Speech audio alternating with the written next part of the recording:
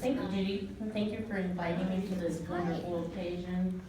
When Judy first called me and said, you know, we're gonna be celebrating the 50th anniversary of the Eagles Manor, I just couldn't believe it. I was like, where have all the years gone by?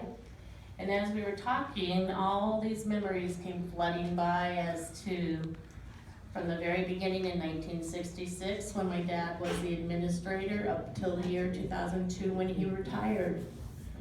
So, in 1966, the idea of a retirement home in Great Falls, Montana was about as far away as the first man walking on the moon.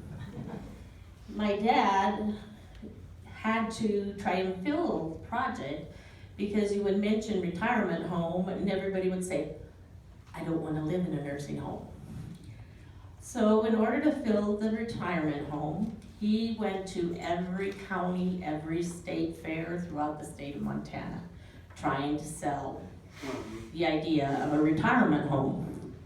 And oftentimes on these trips, he would take my mom and I along. And there was times when he needed to take a break. He and my mom would kind of go after the ponies, leave me at the table. I was 10 years old. Can you imagine a 10-year-old child trying to sell a concept of a retirement home? So there I sat. People would come over to my table and they said, what do you have? I said, would you like to register for a free month's rent at Eagles Manor, a new retirement home going up in Great Falls? Well, no, we don't want to move to a nursing home. Oh, no, sir, ma'am, it's not a nursing home. It is independent living. You get 3 meals a day or 2 meals a day, depending on the plan you get. And you also get you get maid service twice a week. Can you beat that? Of course, they would sign the cards trying to get a month of free rent, even though they had no indication that they were going to move to a retirement home. And so, the next thing I remember is my grandma and grandpa, Mabel and John Todd. They lived, maybe some of you remember them, maybe you're not, maybe not, but they lived in a little house on 27th Street and 7th Avenue North, somewhere in that area. We've been all waiting down there. And so in order to assist my dad in trying to fill Eagles Manor, they agreed that they would move in for 1 year, and only 1 year. Let's make it perfectly clear, 1 year. They never moved out. When they moved in, my grandma was given a reception position on Saturdays and Sundays here at the desk. My grandpa was given an assistant maintenance engineering job where he helped work around the project and did all kinds of things like that. Once my grandma got the hang of those free meals, or not free meals, but not having to cook, there was no moving out. And they lived here until they died. My grandpa passed away in July of 1986. My grandma passed away in November of 1990. So they were here for many, many years. Let's see, what else can we talk about? So after the Eagles Manor got going, actually after a few years, the concept kind of was accepted. And as some of you may be aware, we now have an Eagles Manor in Helena, Montana, an Eagles Manor in Havre, Montana, and if I'm not mistaken, is there one in Lewiston? And one in Lewiston. So that did happen. Now, the other thing I remember most vividly were the annual Christmas parties for the residents. This was something they looked forward to every single year because there would be one weeknight that we would have this Christmas party for them. They were served an elegant prime rib dinner. The ladies would dress in their finest and the gentlemen would dress in their suits.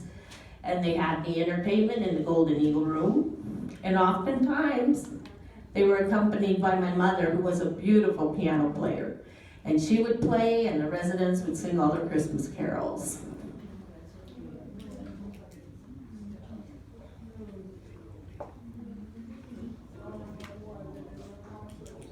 And I need to remember a very loved employee of Eagles Manor at this time, because when you speak of the meals that have been prepared here in the past, and the elegant holiday meals that were served to the residents, one of the most dedicated employees my dad ever had was Sylvia Santiago. She started here in the very beginning when Eagles Manor opened in 1966, and she worked here for many, many years until she became ill and sadly passed away March 11th of 2011. Not only was she a dedicated employee to my dad, she was also a very dear friend to our family. She always was there to help me raise my boys. I have 3 sons, 2 of them are here today. My oldest son, Corey, standing over there. My middle son, Chad. My youngest son is living in Arizona along with me, and he and his girlfriend are expecting their first baby. So we're pretty excited about that. The other thing that comes to mind the most is when Eagles Manor first opened, it was sort of under the thumb of the Department of Housing and Urban Development, otherwise known as HUD. So Eagles Lodge wants to sponsor this beautiful retirement, and they want to put their lodge.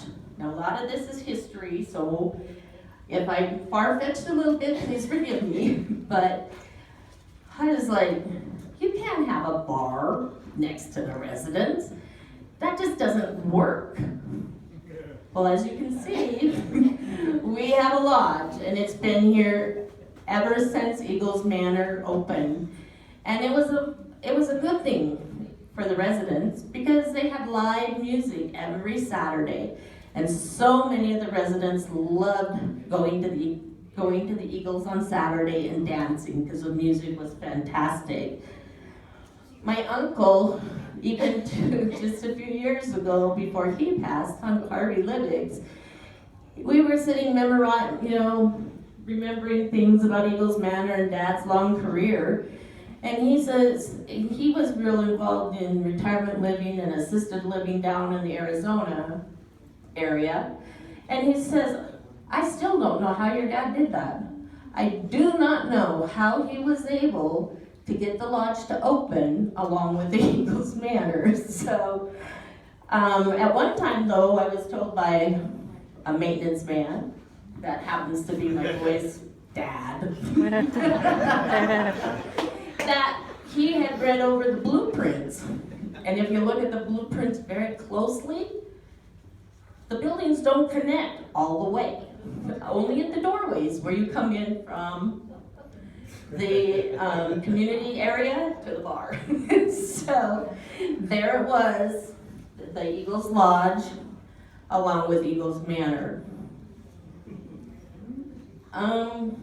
From 1966, when my dad first began as the first administrator of Eagles Manor, to 2002, when he retired, there were many, many updates to the Eagles Manor.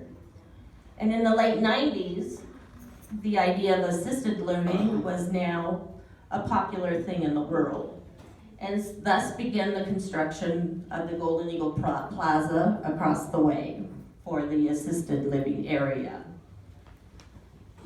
And as I said, I could go on and keep you here all day or all evening or all week, but I don't want to do that.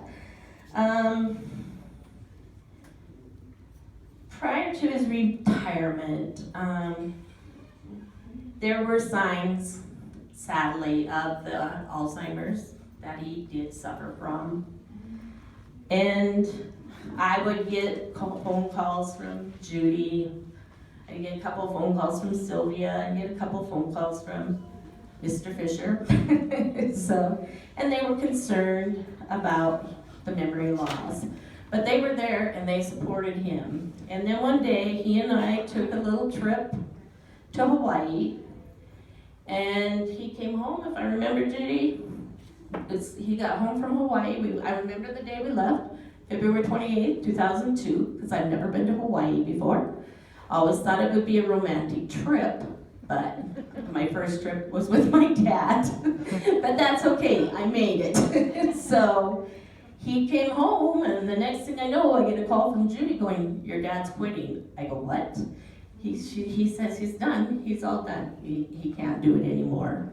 And so it was with great pride that he was able to leave with good memories and people understanding.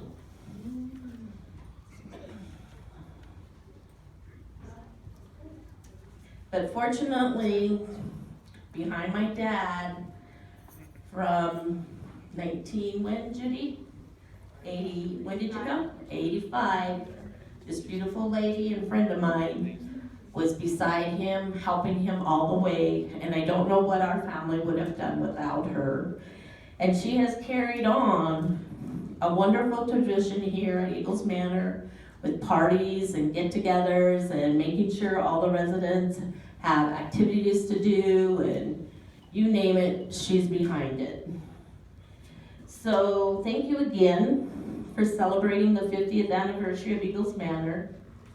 And thank you for including me and allowing me to share my memories with you.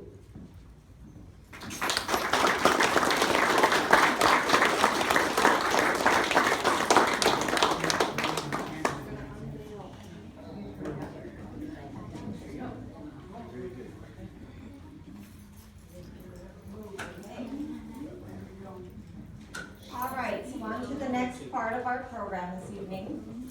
In planning this 50th anniversary celebration, I was trying to come up with something to make it special and to put into place something that could stay with Eagles Manor going forward for the next 50 years and beyond. So I put into play to have a memory wall, sorry, I'm gonna get emotional, to have a memory wall put in here at Eagles Manor for families of our residents that are living here or who are no longer living here or passed on, to make a donation to Eagles Manor in memory of their loved one, which will be placed on our memory wall. And in just a moment, two gentlemen are going to unveil the memory wall, and we're all going to get to see what it looks like. But just keep in mind that this is something that I'm looking forward to having here forever, and hopefully whoever takes over when I'm gone will feel the same way that I do, that it's something that we can have forever. So I have Jason Bruneau here and David Zeke, and they are going to unveil the memory wall at this time.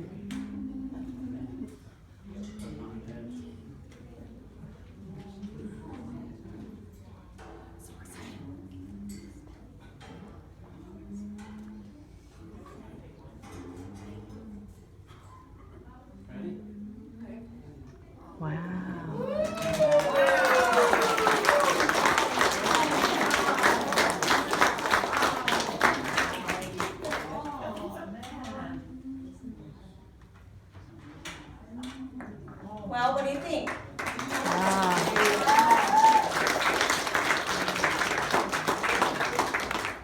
Okay, so before I go on, I would like to introduce Jason right here.